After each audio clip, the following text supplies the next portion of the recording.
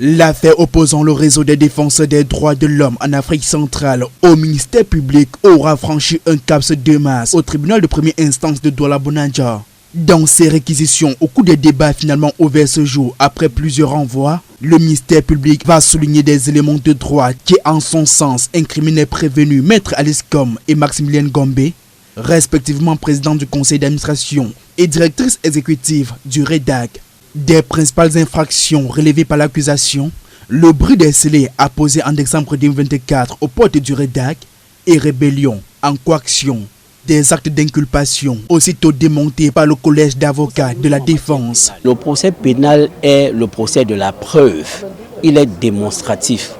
À aucune des étapes des réquisitions du ministère public, il n'y a eu aucune démonstration qui ferait établir les faits qui sont reprochés aux deux prévenus, dont Maître Alice Com et Maximilien Ngombe.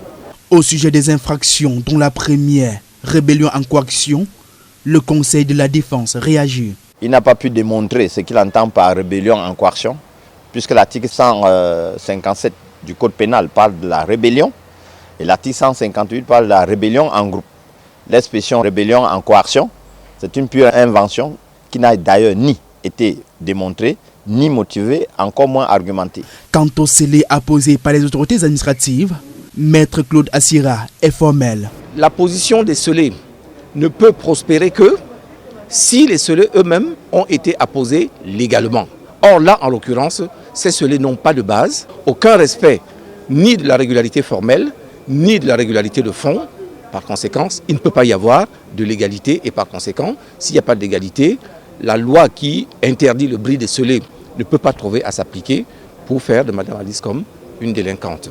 Au demeurant d'ailleurs, lorsque les scellés sont réitérés par la suite par l'autorité administrative, elle-même ne respecte pas plus tard le délai de 3 mois qui lui est accordé pour les retirer. Il a fallu attendre qu'on aille devant le juge administratif pour qu'il ordonne par référé la suppression de ces scellés-là. La plaidoirie se referme alors que le préfet du Voria a une fois de plus répondu aux abonnés absents devant le tribunal. Le procureur qui voulait lui prêter main forte, il n'a produit aucune pièce, il n'a présenté aucun témoin.